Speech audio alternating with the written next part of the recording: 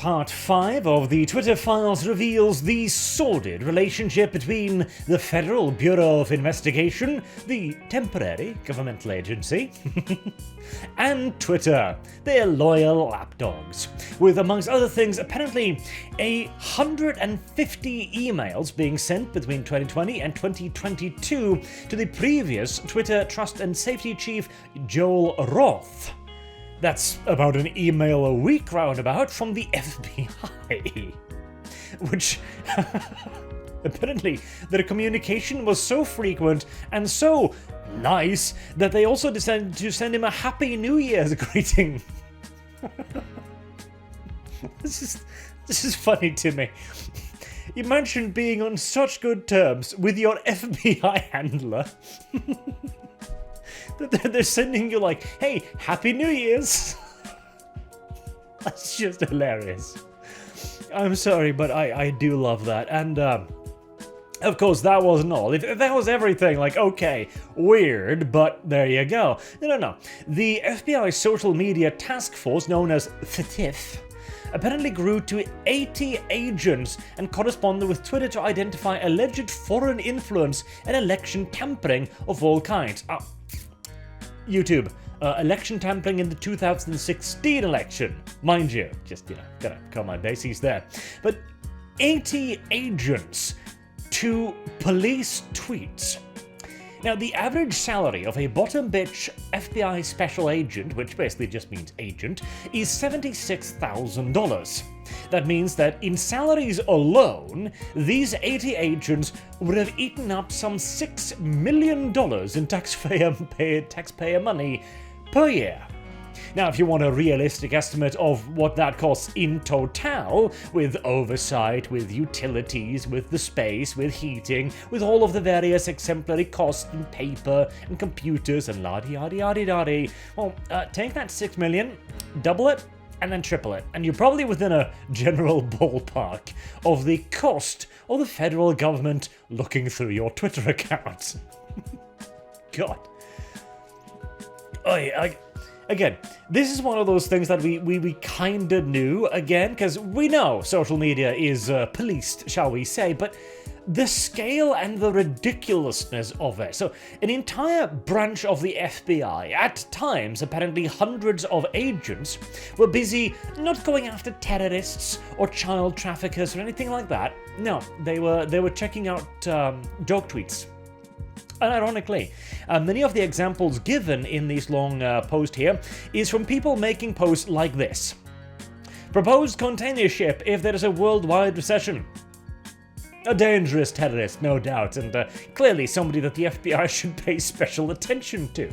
See, what would happen here was that the FBI would send lists of tweets or accounts that they would, which may potentially constitute violations of Twitter terms of service, you see.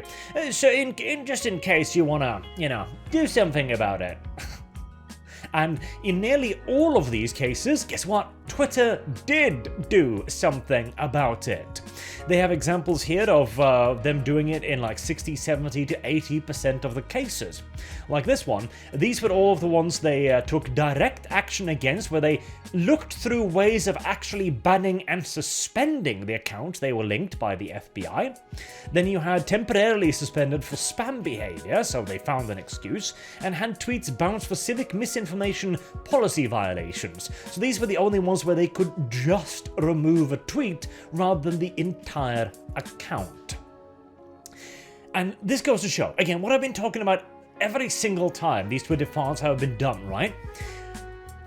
When the government, especially in the form of an intelligence service, asks you to do something, it is not a request.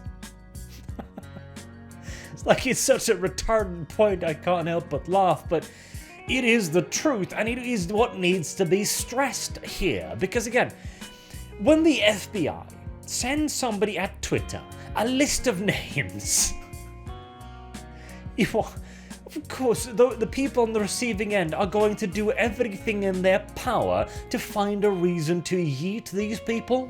Even if Even if they don't do it out of ideological reasons, they are going to do it out of the simple assumption that surely the Federal Bureau of Investigation must know something we don't, right? And the Twitter files also go on to describe the unusually close working relationship that FBI had with Twitter. Apparently, on a different tweet here from Matt Taibbi, they pointed out that the FBI usually had a very hostile relationship with most companies that they interacted with, which sounds fantastic to me. In my opinion, no service I use should ever have a good relationship with a governmental entity. Ever. What should happen here is they should get a list of names from the local FBI agent. Let's call him Jim. You know, he sends out an email and goes like, "Hey, could you have a look at these? I'm pretty sure they are terms of service violations, sir. Thank you beforehand." The answer that should then go back is, "Hi Jim, we looked into this and we decided you're all a bunch of authoritarian fuckwits and we'll take no further action. Goodbye, Jim. Oh, and by the way, please die in a fire." That's the kind of correspondence I would like to see between my services and any form of governmental entity whatsoever. Oh, and even more hilarious, so there was another tweet here. The Twitter exec writes she explicitly asked if there were impediments to the sharing of classified information with industry. The answer from the FBI was, adamantly no impediments to sharing exists. This is in response to a lengthy email breakdown here where Stacia Cardelia talks about one of her meetings with the FBI in a monthly, soon-to-be weekly, hour-and-a-half meeting with the FBI, the DOJ, the DHS, and Odney. I don't even recognize the last one. But think about this for a second here. Why? Well, first and foremost, why is Twitter asking the FBI if they can receive classified information? What kind of classified information are you after, Twitter? And then the FBI says, even without asking, like, okay, but what are you looking for? Goes, no, sure, we'll get it to you. And in fact, we are adamant that we are going to give you classified information. Really? Shouldn't you be keeping some of that secret? This entire thing is so fucking stupid. Like, it's... You know what they say, right? There is no worldwide conspiracy because the people in power are retards. My god, but this kind of confirms it, doesn't it? But at the same time, right, okay, so... I want to talk about something about the Twitter files here, right? Because I mentioned this some other time, and there are a couple of videos ago where I was saying, like, no, slow rolling this is actually the right way to do it. You need to send this out in piecemeal. You need to build it up. You need to introduce the average Joe to this great unfolding drama that's going on. You need to take them through it with the hand, etc. And you've also got to make sure that the opposition is allowed to make whatever mistakes they are likely to do as you level your accusations against them. That is absolutely the right way to do it. But the interesting thing here with what we're seeing with stuff like the FBI is, well, kind of the scale and scope of it all.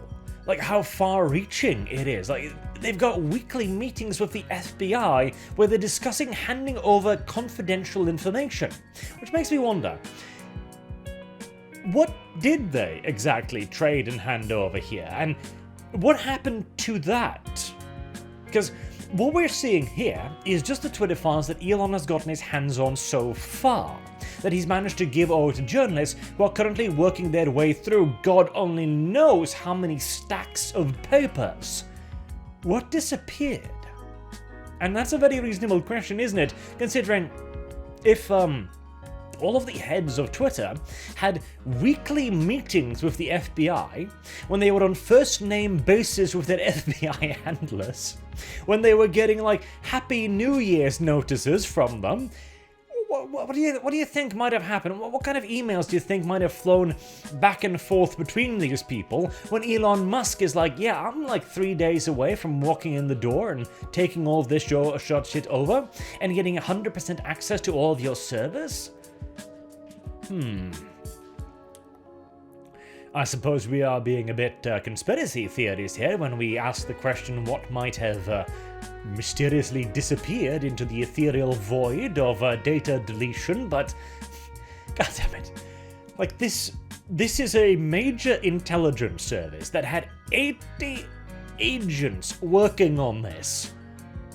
You don't think there's something a little bit sus there? I sure as hell think so. Jesus Christ. This is so... and here, at the very least, there's nothing like major bombshelly in their talks. Like they're very careful to request this in the proper way. Like let's see if I can find the one. This one I think it was. FBI San Francisco is notifying you of the below accounts, which may potentially constitute violation of Twitter's terms of service for any action or inaction deemed appropriate with Twitter policy. This is the party line that is currently being tread by the Biden administration, as well as they're fighting multiple court cases around this, and will undoubtedly be the linchpin of their defense against any accusations of First Amendment interference or anything like that. Because they will say, oh, we didn't tell Twitter to delete anything. We merely, brought things to their attention. Hey, could this possibly be a terms of service violation? Wink. Wink. And that might hold up in court. Who knows? But, well, the issue is... Fred. Fred from the FBI asked me to yeet your account. Sorry, sir, I'm going to have to delete you. The worst part is, most of these accounts deleted were tiny accounts too. Like 10 likes, 2 retweets, 2 comments. They had one account here that I think had like, let me see... long ass list. No, I was on the other page here, I think. But anyways, the account had like a few hundred followers. Like, these weren't major spreaders of misinformation or anything. It wasn't Donald Trump or his cohorts spreading the bad news about the COVID or nothing. It was people with joke accounts, and most of the things being flagged was Republicans saying, hey, go vote. Now, we've had many varying definitions of election interference floating around the internet these days, but I'm sure this does not meet the qualifications in any way, shape or form, and if they did, it would only do so around the 2016 election. Obviously. Of course, natürlich. Jesus Christ. And I am sure the media will call this just a nothing bug as well, and, this is probably the largest revelation of the bunch so far, because yeah, sure, we knew that the United States government was spying on its people, we've known that for quite some time, but not the scale or the pettiness of it. Like again, they go after tiny accounts, making joke tweets like this. For apparently one, what was it here? There we go, yep, no, I clicked past it. For this one here. So this was apparently the tweet that set off the red flag. I want to remind Republicans to vote tomorrow, Wednesday, November 9th. This was the terms of service violation.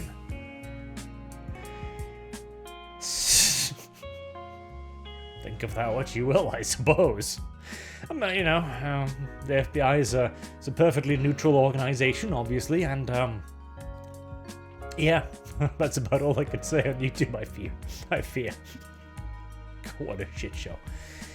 But again, like, that's the thing, the granularity of it, the level of pettiness and the level of direct interference, and yet again, just making the point one more time, empathetically so, when the government asks you to do something, that is not a request. As Twitter has now quite thoroughly demonstrated, at the very least not if your office is in California.